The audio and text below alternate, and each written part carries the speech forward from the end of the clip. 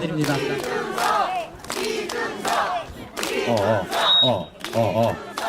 네네네. 네, 여러분들 정말 오래 기다리신 것 같습니다.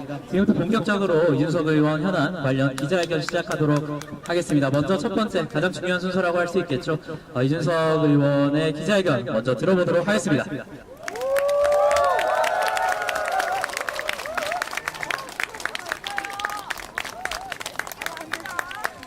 예, 오늘 이 젊음의 거리인 홍대에서 이렇게 현안 관련해가지고 기자회견을 드릴 수 있게 되어서 참 기분이 좋습니다. 그리고 무엇보다 오늘 정말 많은 분들이 관심을 가져주시고 함께 할 수 있어가지고 행복합니다. 예, 익숙한 얼굴도 있고, 그리고 항상 고마운 얼굴들도 있고, 그리고 또 무엇보다 많은 언론인분들 함께 해주셔서 정말 감사합니다. 예, 오늘 제가 가볍게는 아니죠. 굉장히 길게 모두 발언을 좀 하고요. 그 다음에 언론인들의 질문을 또 받으면 제가 또 답을 드릴 수 있는 부분 답을 드릴 수 있도록 하겠습니다. 뒤에 다 들리시나요? 소리를 좀 높여야 될 것 같은데. 예, 들리시나요? 예, 그러면은 먼저 모두 발언 한번 시작해 보겠습니다. 예, 예, 안녕하십니까, 이준석입니다.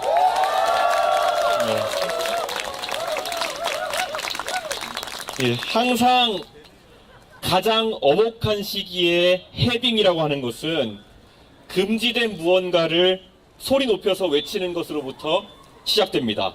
우리가 일제강점기에 독립을 위한 첫 번째 외침은 1919년 3월 1일에 울려 퍼졌던 대한독립 만세였습니다.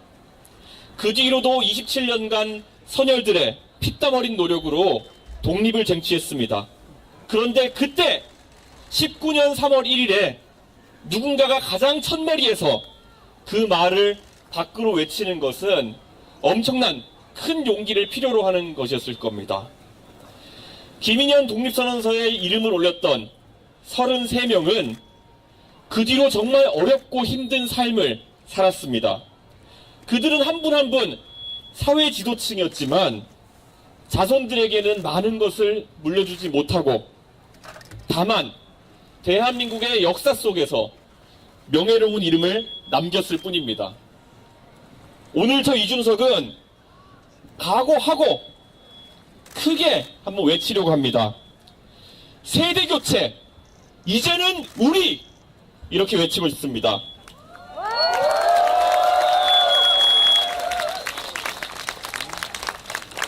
제가 정치를 해온 지도 벌써 14년째입니다.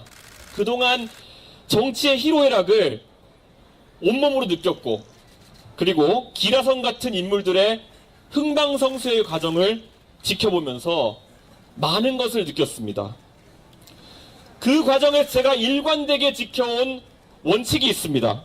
바로 세상의 거친 파도에 풍화되어서 순치되지 않겠다는 그런 각오였습니다. 권력과 타협하고 편리한 길을 선택하는 것은 정말 쉬운 일입니다. 하지만 저는 육신이 고달플지언정 국민과 함께하는 올바른 정치를 위해서 끝까지 소신을 지키는 길을 선택해 왔습니다. 윤석열 대통령에 대해서 최근에 여러 가지 증언이 쏟아져 나오고 있습니다. 저는 이미 3년 전부터 윤석열 대통령이 가진 위험성과 한계성에 대해서 꾸준히 지적해 왔습니다. 물론 그 과정 속에서 저는 고난을 겪었고 저에게 새겨진 정치적 생채기가 쉽게 지워지지는 않습니다. 하지만 저는 절대 후회하지 않습니다. 그 당시로 다시 돌아간다 하더라도 어떤 선택을 할 것이냐 누가 묻는다면 저는 단호하게 같은 선택을 할 것이라고 말씀드릴 수 있습니다. 서슬퍼런 대통령 집권 초기에 권력기관을 꽉 잡고 있던 대통령에게 할 말을 하는 것이 대한민국을 위해서 꼭 필요한 일이었다. 저는 생각합니다. 정치인은 국민을 대변해야 하고 그것이 때로는 큰 희생을 요구하더라도 회피해서는 안 된다. 저는 그렇게 믿습니다. 윤석열 대통령과 제가 갈등하는 동안 많은 분들이, 저를 아끼는 많은 분들이 대통령이 저보다 살아온 세월이 길고 대통령을 따르는 무리가 크다는 이유 때문에 옳고 그름을 판단하지 않고 그에게 잠시 굴복하라고 종용하셨습니다. 시간이 지나고 보니 그가 주장했던 것들이 대부분 틀렸고 제가 지적했던 것들이 적확했다는 것이 밝혀졌지만, 아직도 저에게 가장 아쉬운 지점은 그 당시에 더 가열차게 그와 맞서지 못했던 것이다. 아직 그게 제 못내 아쉬워하는 지점입니다. 오늘 저는 대한민국을 위해서, 대한민국 미래를 위해서 가장 앞장서는 퍼스트 펭귄이 되겠다고 선언하겠습니다. 원래 펭귄 무리가 바다로 뛰어들기 전까지 차가운 바다 속에는 범고래와 같은 포식자들이 도사리고 있을지도 모릅니다. 하지만 대한민국의 젊은 세대가 언젠가는 건너야 하는 바다라면은 제가 용기 있게 주저하지 않고 가장 먼저 뛰어들겠습니다.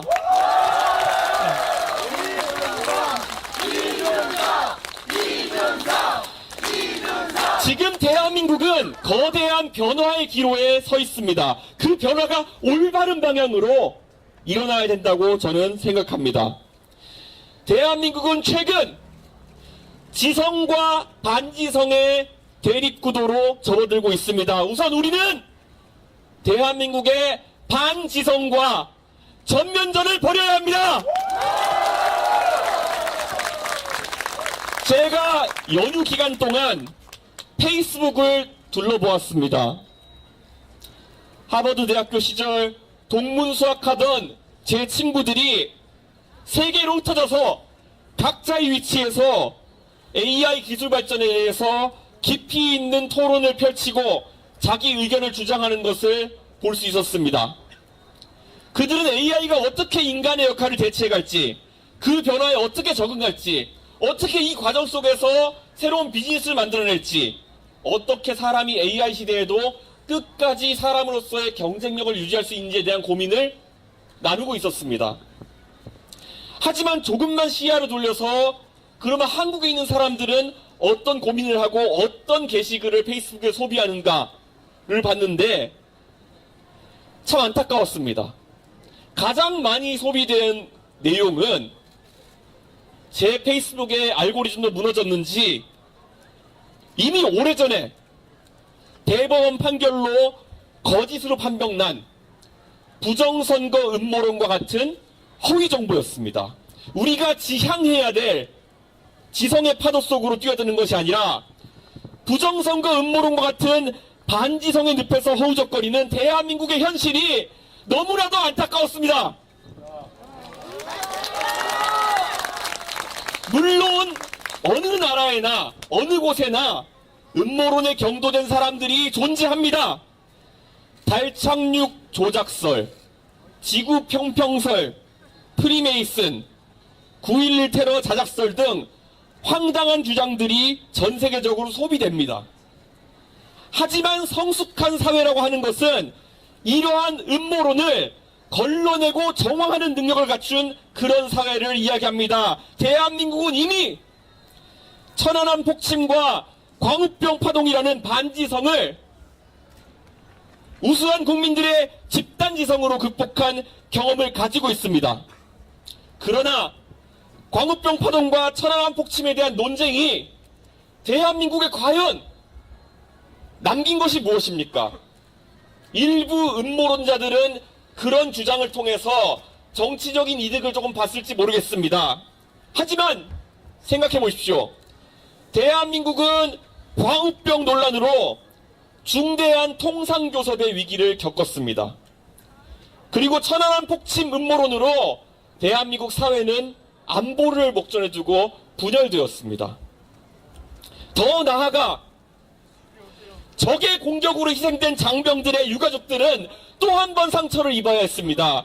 이것이 우리가 원하는 대한민국의 모습이겠습니까? 이제는 이런 퇴행을 멈추고 사회가 한 단계 더 도약할 수 있도록 힘을 모아야 되는 건 아니겠습니까?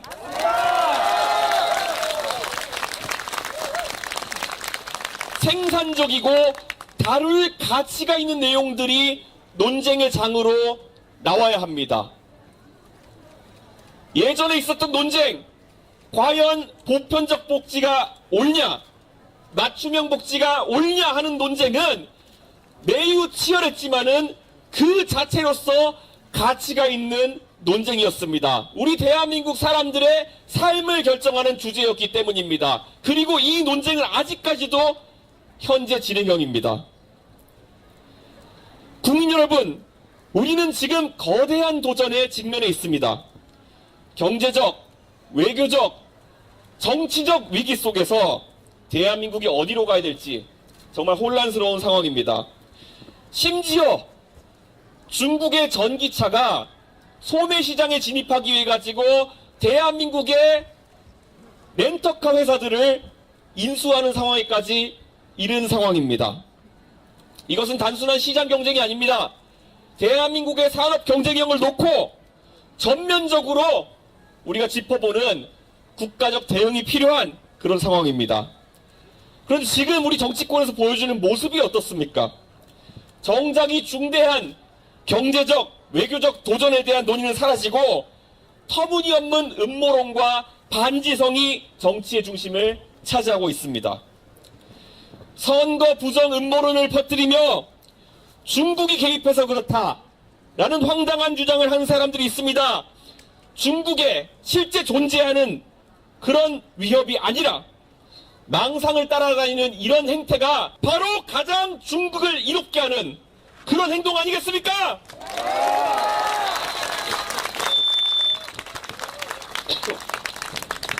저는 오늘 대한민국 정치가 더 이상 기존의 보수 대 진보라는 낡은 틀에서 해석될 수 없다고 선언합니다. 보수라면 법치를 목숨보다 중하게 여겨야 된다. 귀가 따갑도록 들어왔던 이야기입니다. 그런 사람들이 정작 법원이 발부한 영장을 인정하지 않고 판사를 위협하며 거리에서 폭력을 조장한다면은 그것은 보수가 아닙니다. 보수라면 법과 질서를 지키고 사법체계를 존중하는 모습을 보여야 되는 것입니다. 그런데 지금 법치의 가치를 내세우던 이들은 법을 파괴하는 길에 앞장서고 있습니다. 정말 부끄러운 행동입니다. 한편 대통령의 반헌법적이고 불법적인 계엄 때문에 대통령을 파면해야 된다고 주장하면서도 자신들의 우두머리를 보호하기 위해서 재판을 지연시키고 헌법 제84조 대통령의 불소추 특권을 악용해서 형사적 책임을 회피하려고 하는 집단도 있습니다. 헌법상의 특권을 이용해서 범죄의 처벌을 피하려는 행동이야말로 반헌법적인 행동 아니겠습니까? 이처럼 보수도 진보도 본래의 가치를 잃어버린 그런 상황 속에서 자기 모습에 빠진 현실을 우리는 목도하고 있습니다. 이제는 이런 낡은 정치 시대를 끝내야 한다. 저는 그렇게 생각합니다. 대한민국의 위기는 단순히 경제적 위기가 아닙니다. 정치가 과거의 사건들에 매몰되어서 앞으로 나가지 못하는 것, 미래를 이야기하지 못하는 것이 바로 대한민국의 위기입니다. 멀게는 노무현 대통령을 둘러싼 정치적 공방에서부터 가깝게는 조국 전 장관 수사, 이명박 박근혜 두 대통령에 대한 수사까지 왜 이런 주제가 대한민국 정치를 뒤덮어야 하는 겁니까? 수사나 재판은 수사기관과 법정에서 조용하고 냉정하게 진행되어야 됩니다. 그러나 한국 정치에서는 국회와 거리에서 정치력 도구로 남용되고 있습니다. 불법 계엄이 나라를 뒤흔든 상황 속에서 여당과 제1야당 모두 과거에만 집착하며 덩어리를 키우고 있습니다. 진실을 밝히는 것이 중요한 것이 아니라 어떻게든 사건을 키워 정쟁의 도구로 삼겠다는 것이 목표가 되어버렸습니다. 우리는 이제 미래를 이야기해야 됩니다. 과거의 논쟁을 소모적인 정치적 무기로 사용하는 그런 구태가 이제 사라져야 되는 거 아니겠습니까? 정치가 수사기관을 정치로 끌어들이고 수사기관은 반대로 정치 깊게 개입하는 이런 말도 안 되는 양태 꼭 바로잡아야 됩니다. 더 심각한 문제는 이러한 정적을 악마화하는 국내용 검투사 정치만 하다 보니 국제 무대에만 나가면은 방구석 여포처럼 한마디 못하는 상황이 발생하고 있습니다. 국제 회의의 자리에 가면은 왜 우리나라 지도자들은 항상 졸고 있는 모습만 사진을 찍혀야 되는 것입니까? 왜 우리나라의 지도자들은 나무토막처럼 다른 지도자 앞에 서서 인사말 하나 못 건네고 사진만 바라보고 있는 그런 것들을 우리 국민들이 지켜봐야 됩니까? 수천억 원의 혈세를 들여서 전용기 타고 다니면서 정작 국제사회에서 대한민국의 국익을 위해서 능동적으로 한마디 못하는 무기력한 외교가 지속되고 있습니다. 이제는 외교적으로 강한 대한민국을 만들기 위해 달라져야 됩니다. 젊어서부터 해외를 자유롭게 드나들고 인터넷을 통해서 해외의 많은 문화들을 우리 문화를 접하듯이 접해온 세대가 전면에 나서야 됩니다. 국제 무대에서 타국의 정상을 만났을 때 자연스럽게 여러 가지 주제로 대화할 수 있어야 됩니다. 그것이 프리미어 리그에 대한 이야기일 수도 있습니다. 아니면 어렸을 때 같이 해봤을 법한 e스포츠 게임에 대한 이야기일 수도 있겠습니다. 아니면은 K-팝과 우리 문화 콘텐츠를 바탕으로 동질감을 형성할 수 있다면은 그런 지도자가 탄생한다면은 우리는 새로운 외교의 지평을 만들 수 있을 것이다. 저는 이렇게 생각합니다.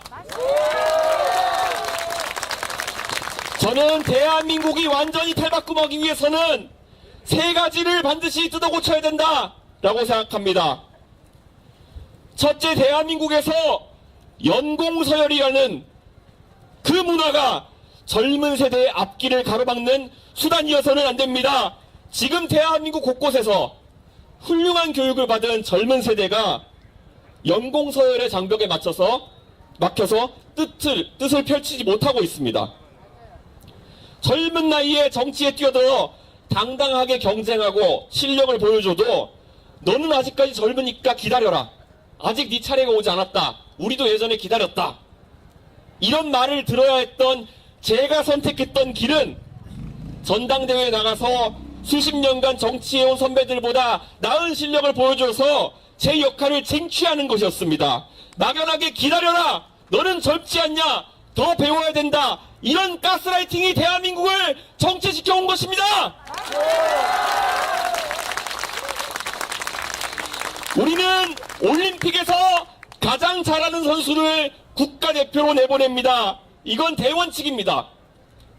간혹 협회에서 실력이 아닌 다른 기준으로 국가대표를 선발하는 비리가 실린다. 이거야말로 국가망신이고 국민들은 분노합니다. 메이저리그에서 경쟁하는 야구 선수들에게 아니면 국제무대에서 경쟁하는 아이돌 그룹에게 연공서열을 강조한다고 생각해 보십시오. 얼마나 웃기겠습니까? 그런데 정치에서는 이런 문화가 아직까지 팽배해 있습니다. 뜯어 고쳐야 되지 않겠습니까? 당대표를 지내고 선거에 승리해도 어리다는 이유로 억누르려 하고 싸가지 없다는 프레임에 가두려는 그런 모습이야말로 전형적인 기득권의 모습 아니겠습니까? 이러한 연공서열과 권위에 눌리는 관성을 가지고는 젊은 세대의 창의를 최대한 활용할 수 없습니다. 작금의 대한민국의 계엄으로 인해 비롯된 위기, 군에서 가장 잘 나간다는 별 달고 있는 엘리트들이 군 형법 44조 상관의 명령이 명백한 위법일 경우 따르지 않아도 된다. 이 조항 하나를 스스로 판단하지 못해가지고 국회를 침탈하고 군 전체를 웃음거리로 만든 거 아닙니까? 더 이상 형식과 권위에 매달려서 국익을 저해한 행태가 반복돼서는 안 됩니다. 둘째, 우리가 어쩔 수 없이 금지하는 몇 가지를 제외하고는 무엇이든 할 수 있는 자유를 허용해야 됩니다. 즉, 네거티브 규제를 사회의 기조로 삼아야 합니다. 예전에 암호화폐와 블록체인 기술이 처음 세상에 알려졌을 때 대한민국은 분명 그 분야에 선두에 있었습니다. 하지만 규제 일변도의 정책으로 인해서 단순한 암호화폐 거래를 넘어선 다양한 파생된 산업들이 발달하지 못했습니다. 미국은 지금 트럼프 정부가 들어서면서 암호화폐를 통해서 세상의 질서를 바꾸려고 하고 있는데 대한민국에선 법인 명의의 계좌를 만드는 것조차 해결하지 못해서 새로운 산업을 발달시키지 못하고 있습니다. 우리는 더 이상 글로벌 경쟁에서 뒤처질 수 없습니다. 산업과 기술이 빠르게 변하는 시대에 법과 제도가 그 속도를 따라가지 못한다면 대한민국의 미래를 담보할 수 없습니다. 정부가 산업을 규제하는 것이 아니라 지원하고 촉진하는 역할을 하는 것이 중요합니다. 그러기 위해서는 과감하게 규제를 풀어버리는 자유를 보장해야 됩니다.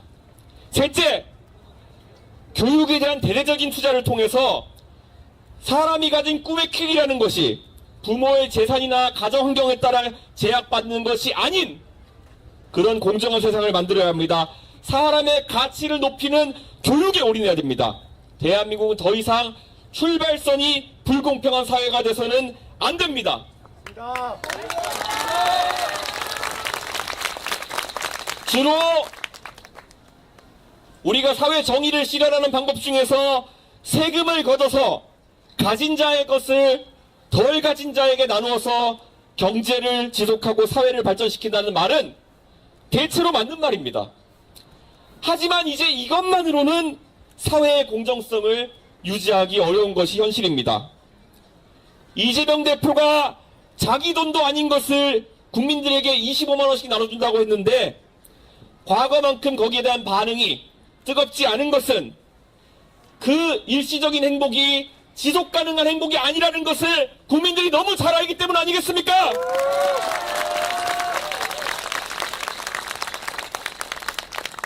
지난 몇십 년간 우리는 학업에 대한 부담을 줄여가는 것에만 몰두해 왔습니다.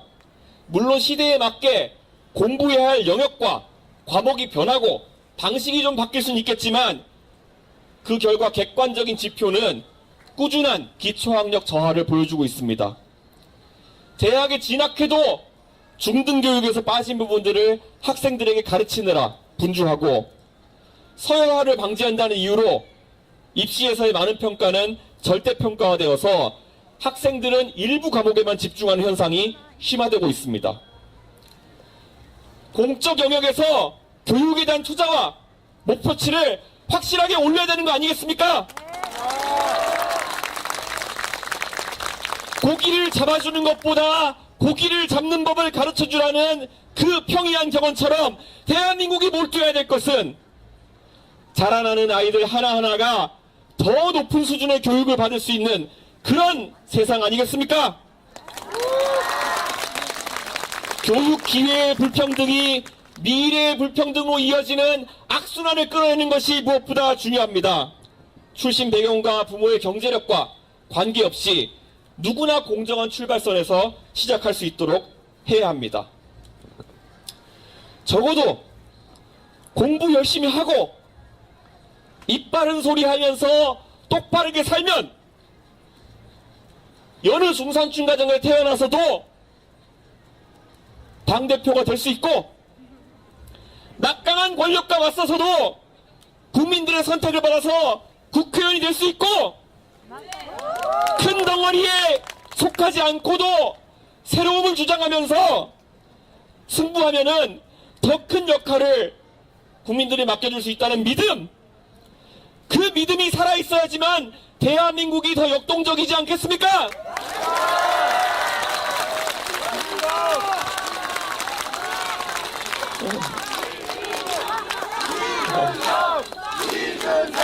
대한민국의 곳곳에서 공부하는 어린 학생들에게 우격다짐으로 방탄하면서 조금만 버텨야지 하면서 정치하는 모습이 대한민국의 미래상이라고 말할 수는 없을 겁니다. 자기 마음대로 일이 안 된다고 계엄을 저질러버리는 그런 양태를 대한민국의 미래상이라고 이야기할 수는 없을 겁니다. 그런 적대적 공생관계 속에서 우리 젊은 세대에게 미래상을 그릴 수는 없는 겁니다. 적어도 공부 열심히 하고 똑바르게 살고 입바른 소리 하면은 빛을 보는 세상을 미래로 보여줘야 되는 거 아니겠습니까? 36살 거대 정당의 당대표 당선의 기적, 누구도 믿지 않았습니다. 그리고 누구도 이기지 못할 것이라던 동탄의 기적 위에 우리가 쌓고 싶은 다음 기적은 바로 세대교체의 기적입니다.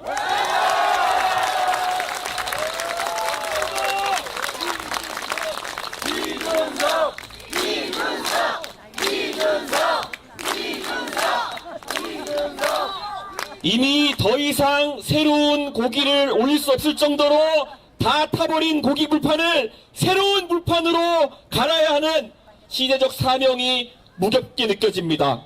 그러나 한 가지 확실한 것은 우리는 또 한 번 세상을 놀라게 해야 되는 거 아니겠습니까?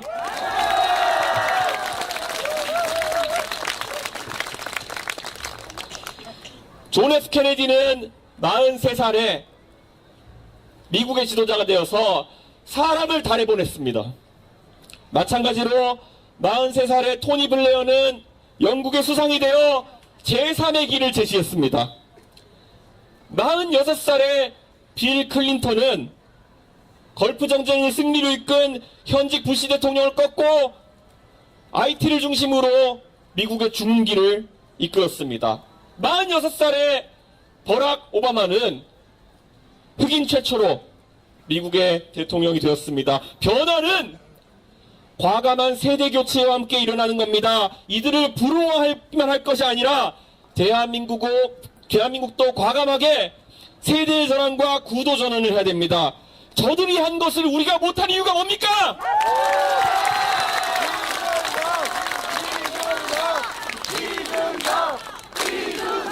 지금 벌어지고 있는 왼쪽과 오른쪽과의 경쟁은 무의미한 경쟁입니다. 왜냐하면 저들이 지금 대단한 좌파적 사상과 우파적 사상을 가지고 충돌하고 있는 것도 아니지 않습니까? 철학은 없고 이해타산만을 가지고 서로 진영을 참칭하는 모습 두렵지 않습니다, 여러분? 진보 세력은 한미일 협력을 비판해오다가 갑자기 예상되는 조기 대선을 앞두고 오락가락하는 모습에서 외교의 가장 큰 가치인 신뢰와 예측 가능성을 모두 상실했습니다. 보수 세력은 광우병 괴담을 비판하면서 이성을 강조해오던 모습에서 벗어나 부정선거에 올인하는 반지성의 정치에 들어섰습니다. 이 낡은 틀 속에서 더 이상 머물러 있을 수 없습니다. 철진한 노래를 엇박자로 부르는 이 두 세력을 과거에 남겨두고 우리는 미래의 노래를 부르며 앞으로 나가야 됩니다.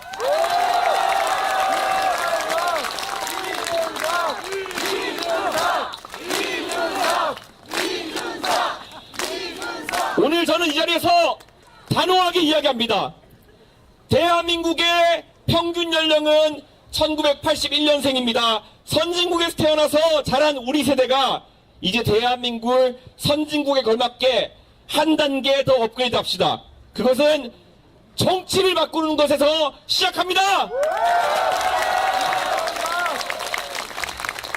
극단적 세력 간의 대립은 이 체제가 한계에 다다르고 있다는 것을 의미합니다. 2025년 대한민국의 한 정치 체계의 종말을 확인하는 것을 넘어 새로운 불판을 까는 한 해가 되기를 기원합니다.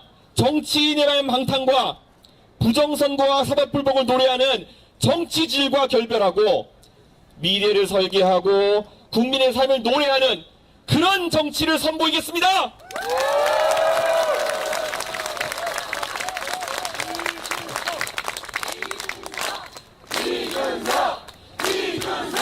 이렇게 말씀드리겠습니다. 이제 우리는 좌도 아니고 우도 아니고 앞으로 갑시다. 그리고 우리 모두 함께 갑시다. 어차피 가야 할 길이라면은 다른 나라보다 더 빠르게 그리고 단호하게 갑시다. 감사합니다.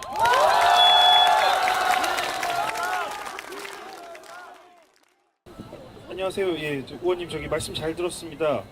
저기 이제 대선 출마를 조금 기정사실하고 계신데 의원님께서 생각하시는 이번 대선의 시대 정신이 무엇인지 궁금합니다. 방금 전에 제가 모두에도 말했지만은 저는 대한민국의 위기가 매우 중차대하다 이런 생각을 합니다.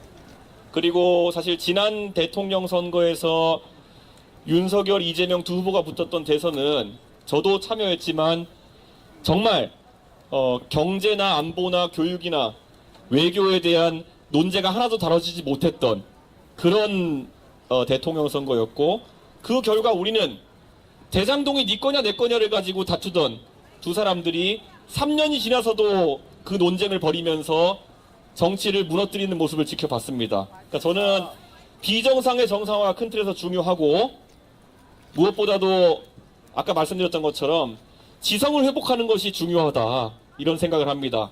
특히 최근에 극우화되어가는 일부 세력의 모습들 우리가 조기에 대처하지 않으면은 정말 유럽에서 있었던 그런 여러 가지 폭동이나 이런 상황들을 맞이할 수 있겠다 이런 위기의식을 갖게 됩니다.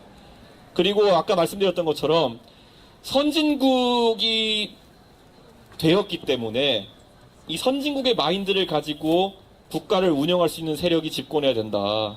저는 그렇게 생각합니다. 저는 그 과정에서 국민들이 올바른 선택을 할 것이다. 저는 그렇게 생각합니다.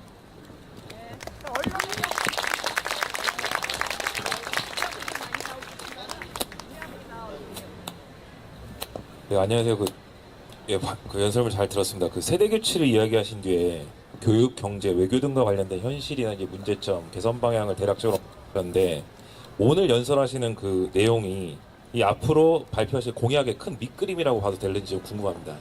예. 저희가 개혁신당을 창당하고 처음에 공약을 냈을 때 상당히 파격적이면서 논쟁적인 공약들을 냈던 것을 기억하는 분들이 있을 겁니다.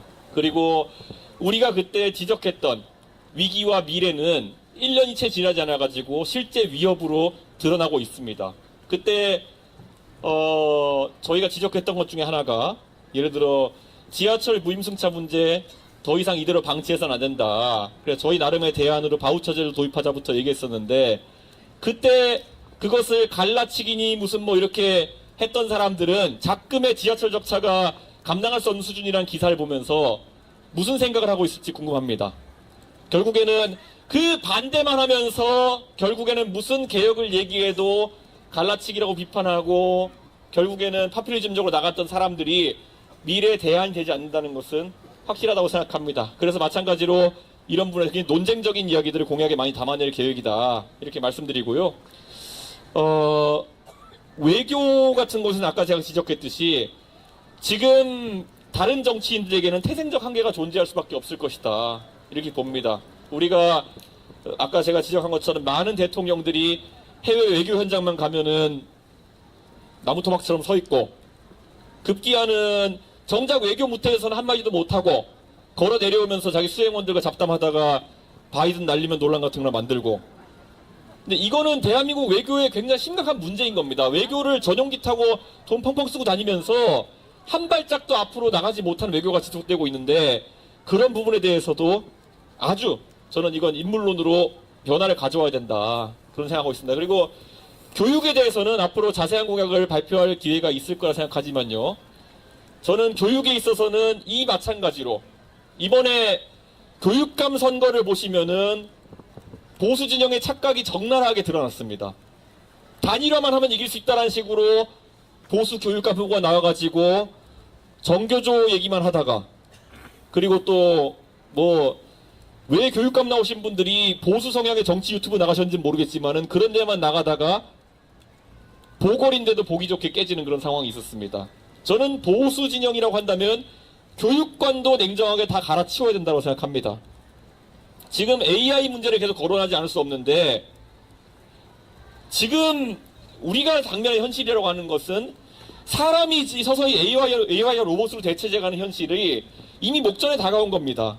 제가 정책을 논의하면서 만난 판교의 많은 IT 업체 사장님들이 얘기해 준 바로는 이미 판교의 IT 개발자 초봉이 재작년에 7천만 원 가까이 하던 것이 4천만 원대로 내려온 회사들이 많다.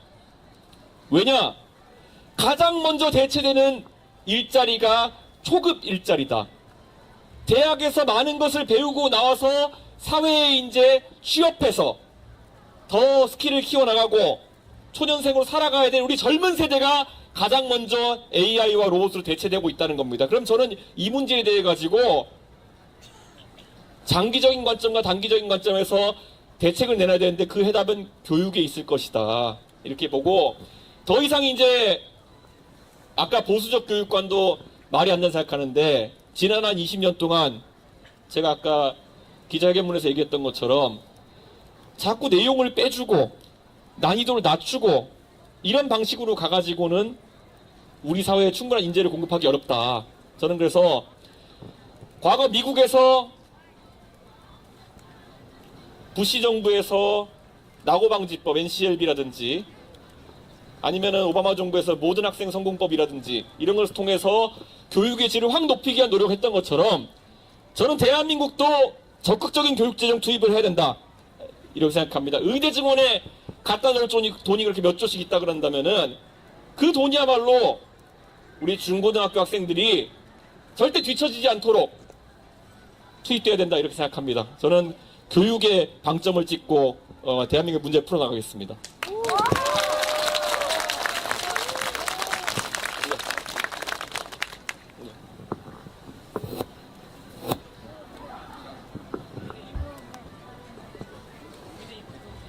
개헌에 대한 다시 한번. 개헌에 대한 네, 방금 전에 개헌에 대한 입장을 이제 얘기해 주셨는데요. 저는 개헌에 있어가지고 이 개헌 논의가 항상 소비되는 방식이 마음에 들지 않습니다. 먼저 개헌을 하자고 하면은 가장 먼저 나오는 것이 대통령제냐 내각제냐 뭐 이런 얘기들로 나올 텐데 저는 윤석열 대통령을 보면서 결국 지도자 개인의 리스크가 굉장히 크다는 생각도 했지만은 사실 어떤 제도 하에서도 저런 빌런은 나타날 수 있는 겁니다. 그래서 그런 리스크를 줄이는 방향으로 권력 분점에 대한 개헌은 단순히 대통령제냐 내각제냐 이상을 넘어선 범위에서 논의돼야 된다. 이렇게 생각하고요. 다만 지금 국민의힘 쪽에서 조기 대선을 앞두고 불리한 국면이니까 개헌을 하자고 하는 것은 진정성이 떨어진다고 받아들여질 가능성이 높습니다. 그래서 저는 제가 만약에 나중에 높은 위치에 올라갈 수 있게 된다면은 저는 즉시 개헌에 대한 논의를 시작할 것이고 그 개헌이라고 하는 것은 대통령과 권력자가 가진 권한을 줄이는 방향으로 당연히 진행돼야 된다. 그런 생각을 합니다. 저는 지금 대한민국이 가지고 있는 산적한 문제들을 풀기 위해서는 정말 대통령 하나 잘된 사람 뽑아가지고 해결되는 문제가 아닐 거라고 생각합니다. 우리가 삼권 분립도 지금 항상 변할 수 없는 것을 여기지만은 대만이나 다른 나라들을 보면은 5권 분립을 가져가는 나라도 있습니다. 감찰권이나 아니면은 그 입시를 관리하는 학습권이나 이런 데에 대해 가지고 구분해서 가져가는 경우도 있습니다. 최대한 권력 분점을 해야 되고 저는 감사원 같은 경우에는 무조건 미국처럼 국회에 배속되어서 행정부를 견제할 수 있어야 된다. 그런 생각을 가지고 있습니다. 그리고 대한민국의 부처들도 이거는 뭐 헌법 사항까지는 아니지만은 정부 조직법도 대대적으로 개정해야 된다. 이렇게 생각합니다. 아까 제가 대한민국의 문제 중에 규제를 풀어나가는 것도 굉장히 중요하다. 이런 말씀을 드렸는데요.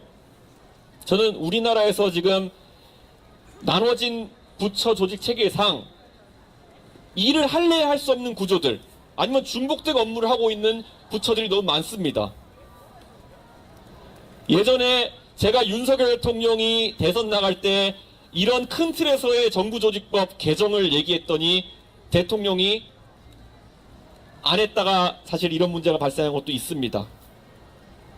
그 당시에 많은 분들이 여가부 폐지로만 기억하는 분들이 있지만은 사실은 노동 문제와 합쳐가지고 노동인권부로 확대 개편하자는 얘기를 했었습니다. 왜냐? 대한민국의 이제 인권에 대해서 우리가 살펴봐야 될 부분은 90년대 후반처럼 여성 인권만이 아니라 다양해지기 때문에 노동인권부로 확대 개편하자는 얘기를 했는데 홀라당 여가부 폐지만 발표하게 된 것이었겠죠. 이번에도 보건복지부를 놓고 많은 얘기가 나옵니다. 우리 사회에서 복지 분야가 커지면서 보건복지부는 이제 경제부처같이 돼버렸습니다. 그런데 거기에 보건 업무를 달아놨고 그 안에서 경제부처 관료들이 장관을 해오는 상황이 발생하면서 의대 직원이나 이런 문제에 대해서 의료개혁에 대해서 효율적으로 대처하지 못하고 이런 사회적 혼란이 야기되었다는 겁니다. 그 외에도 저는 정말 다양한 부처들, 부처 간 업무 조정이 잘 되지 않아가지고 대한민국이 묵혀놓고 있는 과제가 너무 많습니다. 저는 개헌과 더불어가지고 정부를 확실하게 혁신해내야 되고, 물론 미국에서 뭐 트럼프와 일론 머스크가 하는 것처럼 정부 효율부 뭐 이런 걸 하겠다는 것까지는 아니겠지만은 과감하게 공공섹터에 방만한 부분은 다 도려내야 된다. 그래서 낭비되는 비용이 없어야 된다. 그래서 대한민국 국민들에 있어가지고 세금이 낭비되는 상황을 없애야 된다. 전 그렇게 생각합니다. 네. 또 혹시 질문하실까요? 네.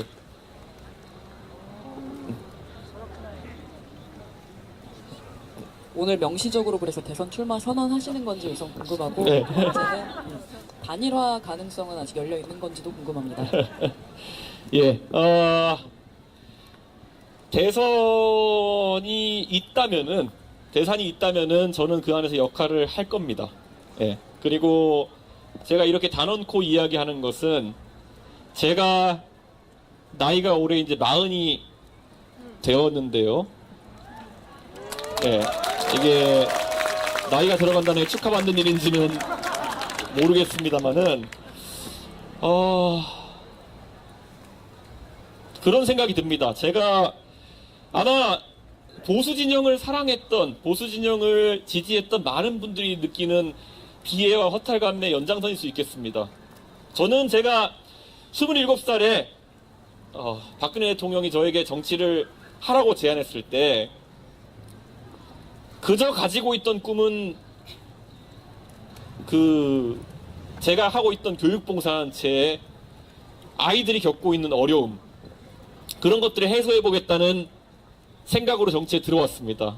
그래서 박근혜 대통령을 당선시키고 나서도, 윤석열 대통령을 당선시키는데 일조하고 나서도 그런 문제를 푸는 공간이 저에게 주어지리라는 기대를 너무나도 하고 있었습니다.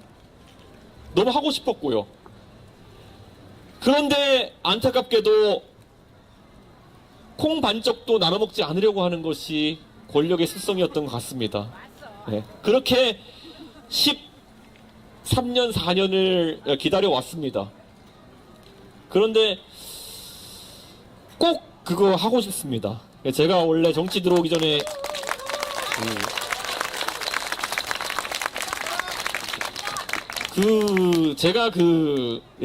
왜 이 얘기할 때마다 제가 이제 울컥한지 모르겠는데요. 아까 제가 기조 발언할 때 그 말이 진실이었을 겁니다. 제가 동탄에서 이거 많이 외치고 다녔었는데요.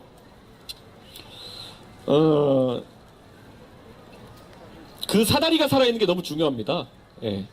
그 사다리를 지키기 위해서, 어쩌면 상계동에서 어릴 때 살아오고 공부만 잘하면 잘 될 수 있어라는 그 말에 어쩌면 속아가지고 열심히 살아와 봤더니만은 그래도 집안에 정치하는 사람 한 명 없는데, 정치인 2세도 아닌데 젊은 나이에 당대표하고 국회의원하고 이 홍대바닥에서 정말 많은 분들에게 제 생각을 얘기할 수 있는 것이 저에겐 너무 감격스러운 경험이고요. 근데 이 경험이 작게는 제가 항상 선거 때 동탄의 아이들, 상계동의 아이들, 넘어가준 대한민국의 모든 사람들한테 현실적인 그런 지향점이었으면 좋겠습니다. 예. 그래서 근데 다른 사람한테 이거 얘기해도 실현 안 되더라고요. 제가 다른 사람 선거 아무리 도와도 실현이 안 되더라고요. 그래서 단일화 얘기하시는 분들이 있다면요. 솔직히 지금 그 자리에 도전하신 분들 제가 모르는 사람 없을 겁니다. 예. 그런데 다들 저와는 관심사가 너무 다르세요. 예. 저랑 너무 관심사가 달라가지고요. 예. 그리고 제가 사기도 당해봐가지고요. 저는 당대표 하면은, 이제 드디어 그런 것들을 할 수 있겠구나를 생각했는데요. 그 콩반쪽도 못 나눠먹는 그 졸렬한 사람 하나 때문에 제가 사람을 믿기가 힘들 것 같아요. 특히 이런 중차대한 일에서는. 그래서 저는 이런 것들을 내세운 후보가 있는지 한번 살펴볼 텐데요. 지금까지 부정선거론 외에 뭐가 나와 있나요? 예. 지금까지 저는 저와 비슷한 지향점을 가진 사람을 발견하지 못했고, 다 그분들 아는 분들이지만 나이 60 넘어가지고 갑자기 생각이 바뀔 것 같지도 않고, 그래서 저는 간다면 끝까지 갑니다.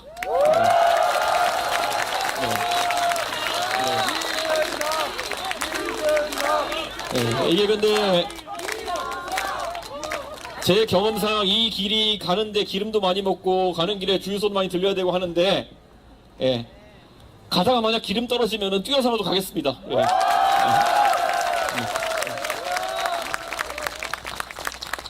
네, 의원님 그 방금 전에 뭐 사기도 당했다 이렇게 말씀하셨는데 네. 그 일각에서는 이제 대표님이 윤 대통령 당선이나 이런 것에 뭐 양두구육이라고 하지요. 뭐 이런 논란이 있어서 뭐 출마를 하면 안 된다 이렇게 말씀하는 분들이 있는데 그분들에게 해주고 싶은 말이 있는지 궁금합니다. 대한민국에서 양두구역이란 말을 제가 썼을 때는 그런 상황에 대해서 굉장히 개탄스럽게 생각하고 윤석열 대통령에게 각성을 촉구하는 맥락에서 한 겁니다. 그때도 저는 용기를 가지고 이야기했던 겁니다. 그 상황에서 윤석열 대통령에게 바뀌어라라고 얘기할 수 없었던 그런 비겁한 사람들은 저한테 지적하면 안 된다. 저는 그런 생각합니다. 그리고 선거라는 것은 항상 상대적인 것이고, 저는 만약에 혹시라도 윤석열 대통령을 찍지 않았던 분들 중에서 그런 말씀하시는 분이 있다면은 정말 냉정하게 그 상대였던 분이 좋은 대안이 되지 못했던 것, 개고기만 못했던 것을 한탄해야 된다. 저는 그렇게 생각하고, 저는 윤석열 대통령이 양의 탈을 뒤집어쓴 개고기였다 해가지고 그 상대편에 서 계신 분이 먹을 수 있는 고기라는 것은 아니라고 생각합니다. 저는 그래서 사람은 항상 발전하고 확단할 수는 없지만은, 만약에 지금 탄핵의 분위기 속에서 제1야당이 또 먹을 수 없는 음식을 내놓는다고 한다면은 저는 결과가 크게 다르지 않을 것이다. 저는 그렇게 생각합니다. 민주당이 가진 가장 좋은 카드를 뽑아 들어보십시오. 그게 국민을 위한 옳은 선택일 겁니다. 네. 또 혹시 질문? 예. 네, 만약에 조기 대선이 이제 확정이 된다면 대통령 파면 이후 60일 이내에 좀 빠르게 치러지지 않습니까? 그런데 개혁신당만 놓고 봤을 때는 아직 뭐 지지율이나 이런 게 좀 크게 개선은 안 된 것 같아서 네. 그 안에 좀 지지층을 확 끌어당길 그런 보관을 갖고 계신지 궁금합니다. 저는 이렇게 생각합니다. 우리는 요행을 바라는 조직이 아닙니다. 예. 개혁신당이 걸어온 역사라고 하는 것은 모든 사람들의 불가능하다는 평가, 그 종편에 나와서 평론하는 평론가분들이 얼마나 정치를 잘 이해하고 계신 분들인지 모르겠지만은 모든 사람이 안 된다고 지적한 상황에서 해낸 것들이 한두 가지가 아니라고 생각합니다. 처음에 어떤 사람들은 나와서 이준석이 과연 창당이나 해낼 수 있겠느냐, 여기 계신 분들이 주역이었지만은 창당 당당하게 해냈습니다. 그것도 저는 여느 사람들이 창당하는 것처럼 브로커나 아니면은 당원 명부 사서하지 않았습니다. 저희는 정정당당하게 했고 그 과정 속에서 지역구와 비례대표 당선자까지 배출하는 그런 정정당당한 선거를 했습니다. 저는 아까 제가 기자회견문에 밝힌 것처럼 저도 편하게 정치하고 싶습니다. 예, 저도 때로는 덩어리짐에 의지해보고 싶기도 하고 편하게 정치하고 싶기도 합니다. 그런데요, 그렇게 해서 마음 편할 것 같지가 않습니다. 예, 그 덩어리짐에 의존해가지고 선거를 치른다는 것이 무엇을 의미하는 것인지 너무 잘 아는 사람 입장에서는 잘 된다 하더라도 그렇게 하고 싶지 않은 게 제 생각이고요.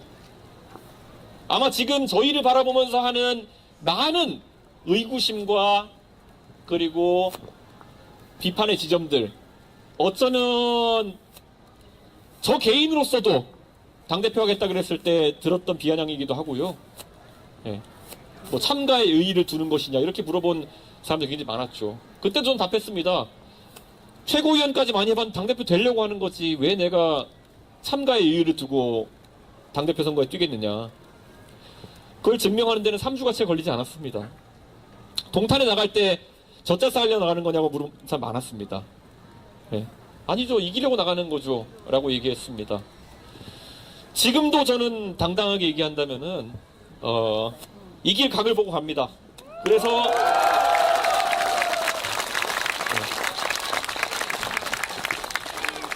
무조건 어떤 상황에서든지 이길 각을 보고 그 방향으로 가겠습니다. 예. 네. 또 혹시 질문 있으신가요? 네. 의원님, 대한민국 사회의 정치 양극화, 네. 계엄이랑 탄핵 거치면서 더 심해지고 있다는 말들 나오는데, 아까 뭐 교육에 대한 부분이 이제 경제적 양극화에 대한 부분 같이 읽혔고, 혹시 뭐 정치적 양극화에 대한 의원님이 생각하는 해법 같은 게 있으신지 여쭤보고 싶습니다. 예. 저는 이제 대한민국이 다시 한번 사회적 효율을 끌어올리는 아주 큰 도전을 해야 될 때가 아닌가 이런 생각을 합니다. 지난 10년 동안 우리 사회에서 제가 정치를 시작한 2012년부터 이어져 왔던 논쟁은 복지에 대한 논쟁이었습니다. 어떻게 하면 그 양극화를 줄이기 위해 가지고 가진 자가 덜 가진 자에게 나눠줄 수 있느냐에 대한 논리, 그걸 개발하는 게 우리 정치의 과정이었습니다. 그 논쟁은 아직도 유효합니다. 근데 아까 말했던 것처럼 그와는 차원이 다른 도전이 우리 앞에 있습니다. 최저임금을 올리자는 논쟁은 그래도 일하는 사람이라면은 살아갈 수 있을 정도의 임금을 받아야 된다는 그런 논리에 따라서 논쟁했던 부분이겠죠. 하지만 AI와 로봇의 대두 속에서 우리가 경험하는 도전은 일자리 자체가 사라지는 문제입니다. 사람이 로봇과 AI의 생산성보다 떨어지는 순간부터 최저임금보다 덜 받는 문제가 아니라 한 푼도 못 받는 문제가 생겨나는 겁니다. 그럼 저는 여기서 AI와 로봇의 발전 속도를 끌어내릴 수 있는 것이 아니라면은 개개인의 사람들에게 주어진 냉혹한 현실 앞에서 사탕 발림을 해서는 안 된다라는 생각이 듭니다. 누군가가 정치의 권력을 잡으면은 25만 원을 주는 것이 해법이 아니라는 것을 젊은 세대가 알도록 계속 얘기해야 됩니다. 어쩌면 냉혹한 얘기일 수도 있겠지만은 더 많은 시간을 사람의 개발에 사용해야 되는 것이고, 이미 정규 교육을 마친 사람도 나이 50이 돼가지고 60이 돼서 다시 한번 재교육에 사회적으로 투자를 해야 된다는 것일지도 모릅니다. 단순히 과거에 배움이 부족했기 때문에 방통대에 가고 뒤늦게 기술을 배우고 이런 문제가 아닌 겁니다. 내가 은퇴 전까지 최소한의 생산을 유지하기 위해서는 끝없이 교육하고 일신해야 되는 과정이 있는 겁니다. 그에 맞게 사회체계를 바꿔나가지 않으면은 저는 대량 실업의 사태에 직면하게 될 것이고 어떤 복지 논쟁도 무의미한 상태에 진입할 수 있다. 저는 그런 생각을 갖고 있습니다. 그래서 아까 교육 문제를 제가 힘주어서 강조했지만은 정말 냉혹할 정도로까지 교육의 강도를 올려야 될지도 모른다. 저는 그런 생각을 합니다. 지금 대한민국의 교육의 문제가 뭐겠습니까?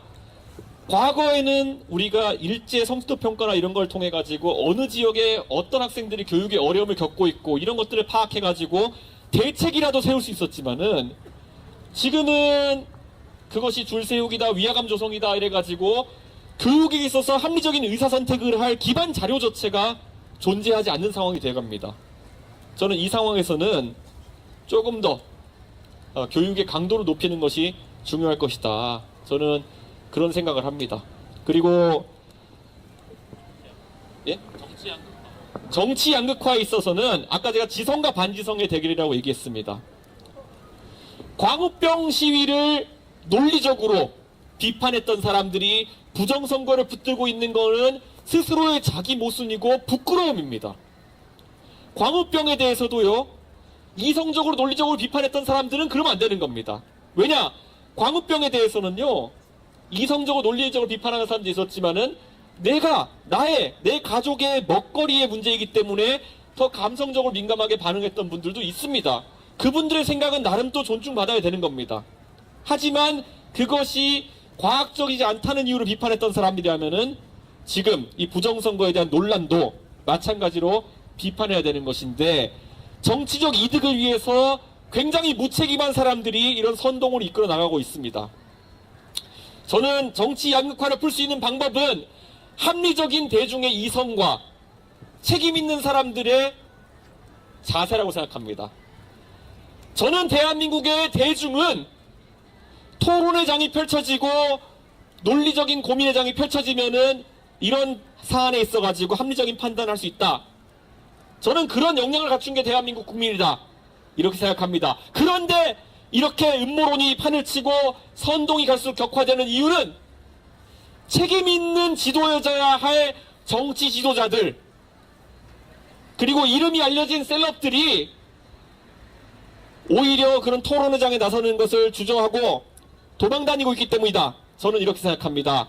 다시 한번 저는 이 자리에서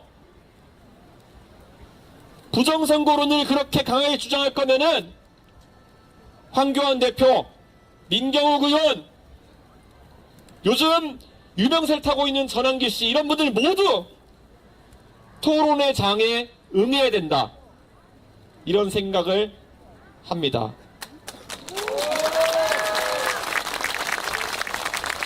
저는 앞으로 대한민국에서 정치 문화로 자리 잡았으면 좋겠는 것은 보수든 진보든 아니면 나머지 어떤 정파의 지도자든지 간에 영국의 국회의사당에서 수상이 나와가지고 야당 당수랑 1대1로 면전에서 계급장 떼어놓고 토론하는 문화가 있을 때, 그 정도 실력을 갖춘 정치인들이 우두머리가 돼서 정치할 때 대한민국의 양극화라는 것은 있을 수 없다. 왜냐하면은 수준 높은 토론이 함께 한다면은 우리 국민들은 합리적인 이성으로 판단해줄 그런 능력을 갖춘 국민들이기 때문이다. 이렇게 말씀드리겠습니다. 또 질문. 네. 네.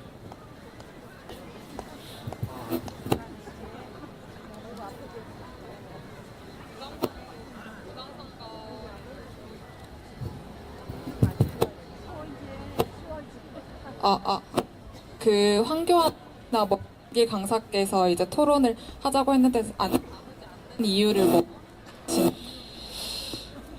황교안 대표가 토론에 응하지 않는 이유를, 아니면 전환기 씨가 토론에 응하지 않는 이유는 다 알지 않습니까? 이게 원래 그 언더에서 이렇게 어둠의 세계에서 이렇게 하시던 분들이 밝은 세상을 보는 걸 두려워하시는 분들이 있습니다. 그들만의 작은 왕국이 깨지는 걸 원치 않는 모습인 것처럼 보입니다. 그런데 저는 참으로 그것이 안타깝습니다. 네. 적어도 황교안 대표라 그러면 대한민국의 총리를 지내시고 대통령 권한대행까지 지내시고 무엇보다도 선거 업무를 담당하는 고관검사로서 이름을 날리시던 분입니다. 그렇다면 이 사안에 대해 가지고 충분히 논리적으로 이해하셨을 분이 본인이 놓인 정치적 상황에서 이것을 이렇게 활용하는 것이 유리하다고 판단해서 그렇게 하시는 거라면은 황교안 대표는 정치할 자격이 없습니다. 왜냐면은 적어도 국민 앞에서는 진실해야 되는 것이 정치다. 이렇게 생각하고, 저는 대한민국에서 그런 허접한 음모론으로 보수 세력이 집권할 수는 없다. 그런 생각합니다. 경제에 대해서, 교육에 대해서, 안보에 대해서 비교 우위를 가지고 국민들의 표를 얻으려는 생각을 해야 되는데, 얼마나 황당합니까? 대법원 판결로서 이미 다 결론이 났고 120여 건에 달하는 선고 소송에서 전부 다 사실관계 확인된 상황인데 그것을 받아들이지 않고 저렇게 선동에 나선다? 저는 거기서부터가 이미 그분들은 정상적인 정치를 하고 있는 게 아니다, 이런 생각을 합니다. 그리고 저는 전한길 강사 같은 경우에는 저한테 아주 원색적으로 이준석이가 뭘 몰라서 그렇다라는 식으로 방송에 나가시고 얘기하시고 그러던데요. 적어도 그 학생들이 강의하시는 분이라면 좀 그렇게 매니악한 그런 강의를 하시는 분도 있겠지만은 정치라는 공간에 발을 반쯤 들여놓으신 상황 속에서는 그렇게 아무 말 하시는 거 아니다라고 제가 이제 말씀드리고 싶습니다. 적어도 본인이 어떤 주장을 할 거면은 논박당할 용기와 각오 정도는 있어야 되는 겁니다. 그런데 그런 것 없이 그냥 뭐 이렇게 큰 소리만 내시고 이렇게 한다고 해가지고 대한민국에서 정치적 담론이 소화되는 것이 아니다, 저는 그렇게 생각하고 다시 한번 황교안, 민경욱, 전한길 호칭 생략하고 이분들 적어도 양심이 있으시면은 토론회 장에 나오십시오. 제가 24시간이라도 토론해드리겠습니다. 그리고 대한민국이 이렇게 혼란스러운데 그 책임을 방기하는 것은 그 지도자로서의 자세가 아닐 것이다, 이렇게 생각합니다. 또 질문. 네. 상당히 긴 시간 기자회견 진행되었는데요. 조금 죄송한 말씀 드리면 제가 시민분들 답변 순서